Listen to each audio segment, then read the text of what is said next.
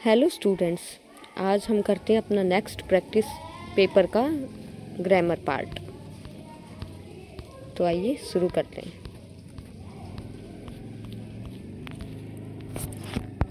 First question हमारा दिया गया है, choose the correct form of verb from the given choices. यहाँ पे हमें क्या करनी है, ये हमें ऑप्शन दिए गए, इनमें से चूज़ करके यहाँ पे वर्ब की करेक्ट फॉर्म फिल करनी है।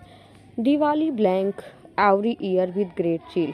वर्ब है हमारे पास सेलिब्रेट। इसका मतलब ये है कि दिवाली हर साल मनाई जाती है बहुत ज़्यादा उत्साह के साथ। ठीक है, तो अब देखो बेटा, ये हो गया ये सेंटेंस। दिवाली के साथ इज एम आर में से क्या आएगा, मनाई जाती है। ठीक है, तो यहाँ पे क्या आएगा, दिवाली के साथ तो इज का यूज होगा। यहाँ पे करेक्ट आंसर होगा इसका इज सेलिब्रेटेड। क्यों हुआ, अब आप सोचोगे इसके बाद तो वर्ब की फर्स्ट फॉर्म प्लस आईएनजी आता है। हाँ बिल्कुल आता है, लेकिन अब इस सेंटेंस की सेंस में हम जाएंगे तो ये सेंटेंस हमारा पैसिव वॉइस में हमें दिखाई देता है। अगर ऐसे होता sentence, we celebrate, we blank every year और सेलिब्रेट वर्ब फिल करनी होती तो हम वहाँ पे सेलिब्रेट्स लगाते। लेकिन ये सेंटेंस अलग है कि ये कौन से सेंस में चला गया, पैसिव की सेंस में चला गया, इसीलिए हमने यहाँ पे यूज़ किया है इज सेलिब्रेटेड। तो ये होगा हमारा राइट आंसर, इज सेलिब्रेटेड।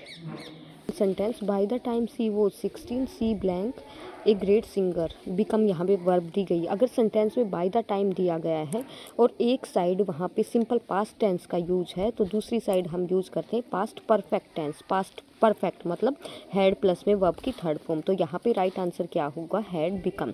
एक दूसरी चीज़ और हमें याद रखनी है, अगर बाय द टाइम दिया हुआ है और एक साइड में सिंपल प्रेजेंट टेंस दिया गया, मान लो यहाँ पे इज वॉज नहीं होता, यहाँ पे इज का यूज होता, सिंपल प्रेजेंट का दिया गया है, तो दूसरी साइड हम क्या यूज करेंगे, दूसरी साइड हम यूज करेंगे future perfect tense. Move on next.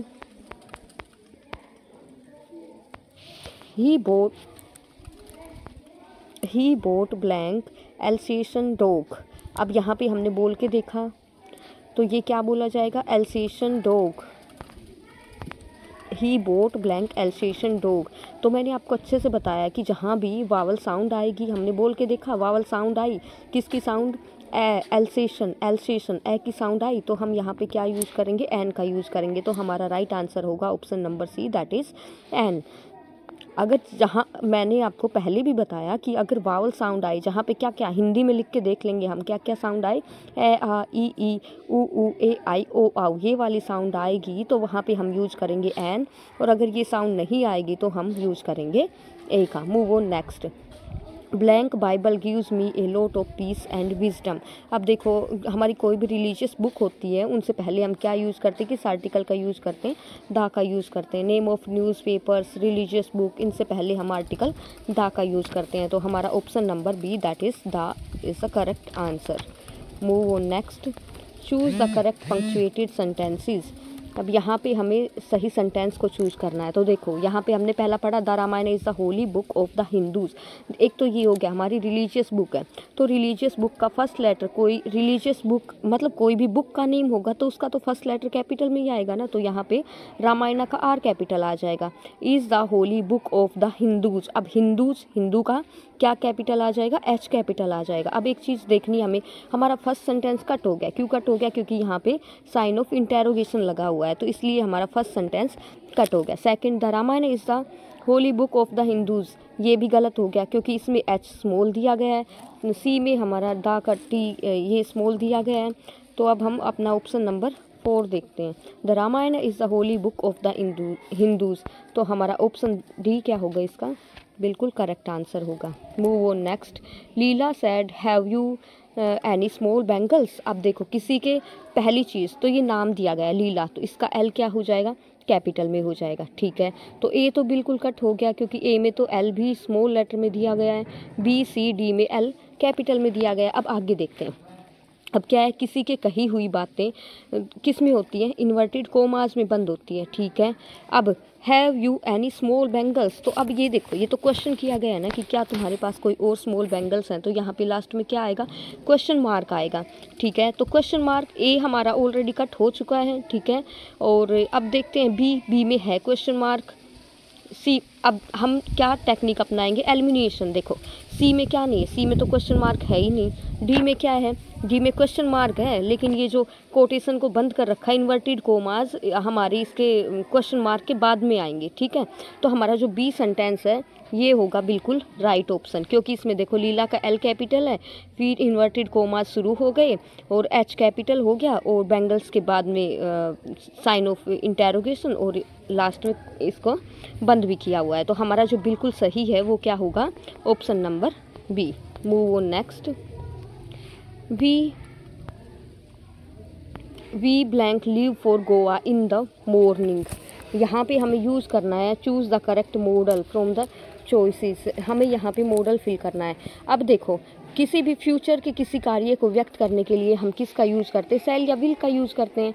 जब हमारे फ्यूचर में हमने किसी कार्य को करना है और उसको हमने दर्शाया तो किसका यूज़ करेंगे, उसके लिए हम सेल या फिर विल का। और आई और वी के साथ किसका यूज़ होता है, सेल का यूज़ होता है। आई और वी के साथ सेल का यूज़ होता है और बाकी जो प्रोनाउन बच गए उनके साथ यूज होता है विल का। लेकिन एक और चीज़, अगर सेंटेंस में कोई कमांड है, प्रोमिस है या फिर डिटर्मिनेशन है तो वहाँ पे हम आई और वी के साथ विल का भी यूज़ कर लेते हैं।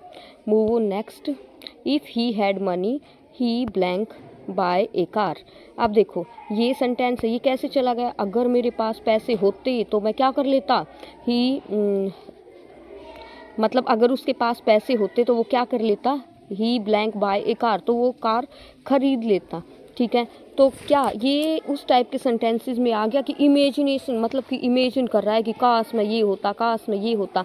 तो इस टाइप के सेंटेंसेस में हम क्या यूज़ करते हैं, वुड का यूज़ करते हैं। तो यहाँ पे क्या आएगा हमारा, यहाँ पे वुड का यूज़ होगा, क्योंकि वुड का यूज कल्पना को व्यक्त करने वाले वाक्यों के प्रिंसिपल क्लोज में होता है, ठीक है। ये तो हो गया हमारा इफ़ क्लोज और ये हो गया हमारा प्रिंसिपल क्लोज। और ऐसे वाक्य जहाँ पे कल्पना को दर्शाया गया है वहाँ के प्रिंसिपल क्लोज में हम किसका यूज़ करते हैं, वुड का यूज़ करते हैं। दैट्स वाई यहाँ पे क्या आएगा, वुड आएगा, जो कि हमारा करेक्ट आंसर होगा। Move on next. ये सेंटेंसेस दिए गए हैं, यहाँ पे सिंपल सेंटेंस को बनाना, हमें सिंपल सेंटेंस को कॉम्प्लेक्स सेंटेंस में चेंज करना। अब पहले समझ लेते हैं सिंपल सेंटेंस क्या होता है। सिंपल सेंटेंस वो होता है जिसमें एक सब्जेक्ट होता है, एक वर्ब होता है, वो क्या हो गया, वो हो गया सिंपल सेंटेंस, ठीक है। अच्छा, अब कॉम्प्लेक्स सेंटेंस क्या होता है, कॉम्प्लेक्स सेंटेंस में होता है कि इसमें एक सेंटेंस दूसरे सेंटेंस के ऊपर डिपेंड रहता है, एक सेंटेंस दूसरे सेंटेंस के ऊपर डिपेंड रहता है, तो उसको क्या बोलते हैं, उसको बोलते हैं हम कॉम्प्लेक्स सेंटेंस, ठीक है। ये चीज़ समझ आई। तो अब हम क्या करेंगे, I want to talk to this man. अब हम इस सेंटेंस को ऐसे बनाना है कि एक सेंटेंस दूसरे के ऊपर डिपेंडेंट दिखे। तो यहाँ पे this is the man to whom I want to talk, हमारा बी आंसर रहेगा बिल्कुल राइट। क्यों, क्योंकि ये वो आदमी है जिससे कि मैं to whom I want to talk, जिससे मैं बात करना चाहता हूँ, ठीक है। तो यहाँ पे इस सेंस में हमारा whom का, इनको दो सेंटेंसेस को जोड़ने के लिए हमने किसका यूज़ किया है, whom का यूज़ किया है।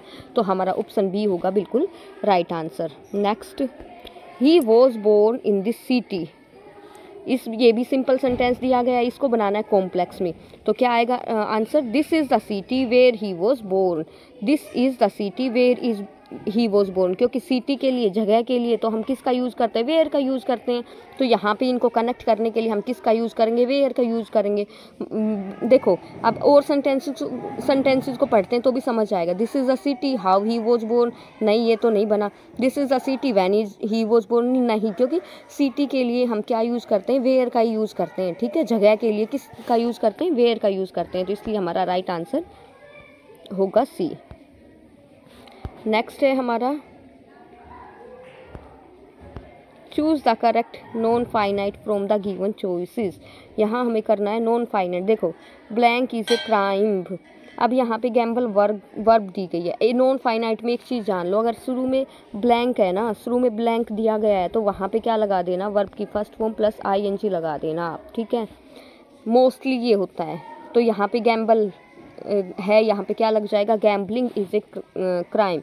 तो हमारा क्या हो जाएगा, सी बिल्कुल राइट हो जाएगा, क्योंकि गैम्बल इसमें लास्ट में ई है तो हम ई को रिमूव करके और क्या यूज़ करते हैं, ING का यूज़ करते हैं। Next, it is easy blank advice others. तो यहाँ पे क्या आएगा, क्योंकि बेटा ये जो ईजी वर्ब होती है ना उसके बाद हम टू इन्फिनेटिव का यूज़ करते हैं। किसका यूज़ करते हैं, टू इन्फिनेटिव, मतलब टू प्लस में वर्ब की फर्स्ट फॉर्म। तो कौन सा आएगा हमारा, it is easy to advise. हमारा राइट आंसर होगा टू एडवाइस। कुछ एक वर्ब होती है जहाँ पे वेरी इन्फिनेटिव का यूज होता है, कुछ होती है जहाँ पे टू इन्फिनेटिव का यूज होता है, और कुछ एक होते हैं जहाँ जीरंड का। तो हमें वो वर्ब्स याद करनी होंगी और हम इजीली फिर इनको सोल्व कर पाएंगे। तो ये जो इजी वर्ब है इसके बाद हम हमेशा किसका यूज करते हैं, हम यूज करते हैं टू इन्फिनेटिव का। Thanks for watching.